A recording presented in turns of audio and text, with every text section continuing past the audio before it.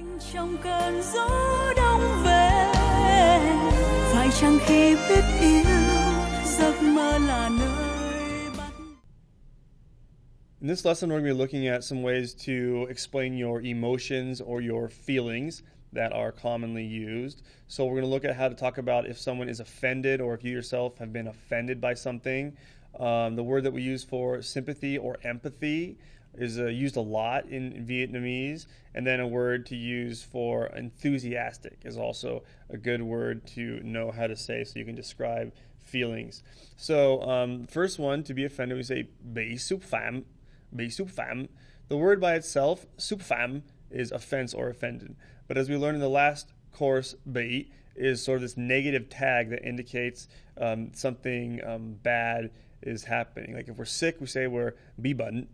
Okay, if we've been offended, we say bị xúc phạm. So bị means that something has happened to us that we are not happy about. And it follows the grammar construct in Vietnamese of being a tag that indicates some part of the meaning of what is going to be said. Ví dụ, tôi bị xúc phạm quá.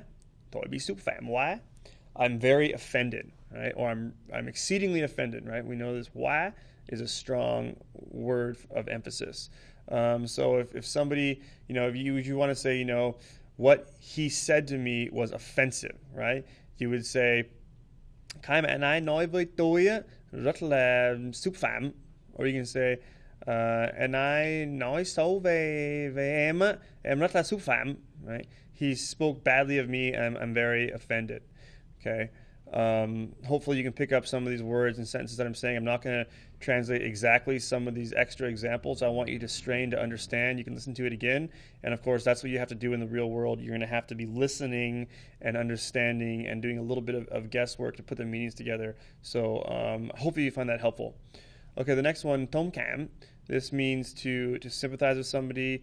You can use this as a broader sense to say, to have sympathy or empathy, but also we use it if, let's say, for example, somebody's like late to work or somebody is trying their hardest and they want to say, have empathy for me or sympathize. Like, I hope you understand. It's like us saying, I'm sorry, I hope you understand I was sick, or I had some, I've been trying my best and I just couldn't quite do it. So we're asking for sympathy. We don't really say it this way in English, but in Vietnamese they use this word thông cảm a lot. So if you're angry with someone, they might say to you, "Bạn thông cảm đi," and cố gắng hết sức, and then cố gắng hết sức.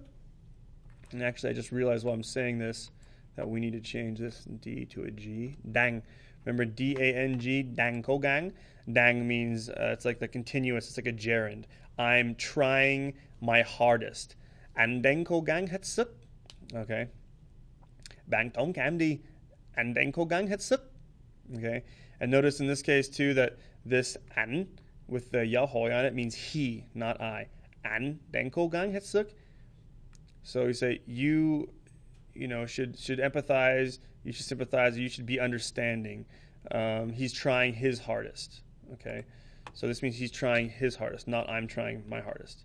Didn't recognize this has the yahoi on there, and I wanted to mix this one in here. I remember when I made this slide because I told you guys about this spelling for he, and now I want you to see it used so you can get used to it a little bit.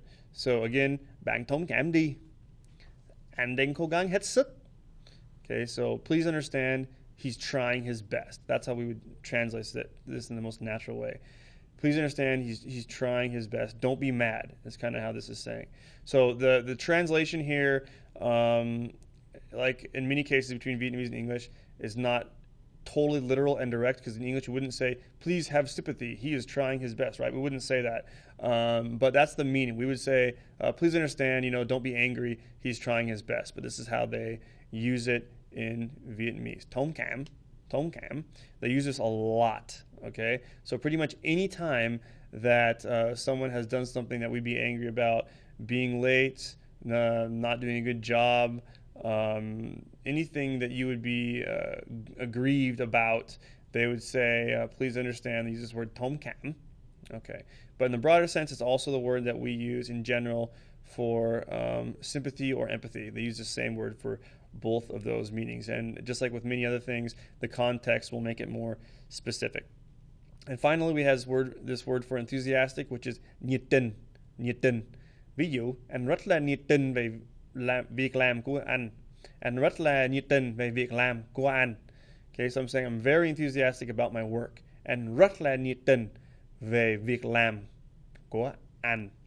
Okay, we can say công việc for work, that's the noun for work, but việc làm, in this way, this phrasing means like the work that I'm doing. I'm very enthusiastic about the work that I do, okay, about what I do for a living, essentially. Okay, so nhiệt tình, we can use this to talk about our hobbies, our sports, anything, and it's really useful. We can also talk about other people, right? Say he's very enthusiastic about his life. Anh ấy rất là nhiệt tình về cuộc sống của anh ấy. Anh ấy rất là nhiệt tình về cuộc sống của anh ấy. Okay, or if we want to use the different form of he, we would say ảnh rất là nhiệt tình về cuộc sống của ảnh. Okay, I want you guys to get used to hearing that ảnh and being able to differentiate between anh ấy and ảnh. Notice the rising and falling tone. Hopefully, by now your ear is getting better trained to pick out the tones, especially in these longer sentences and the discussions. As you concentrate and get used to listening, you should be able to pick out the tones precisely. You should be able to hear a word and know exactly which tone it is. Now, if you can't do that perfectly every time, don't worry too much about it, but you should be improving, and eventually, if you want to get to fluency, you should be able to hear a word and be able to say which tone it is. It has to be that accurate, because otherwise you'll be missing a lot of meanings. As we know, the meanings change radically when a different tone is put on some words.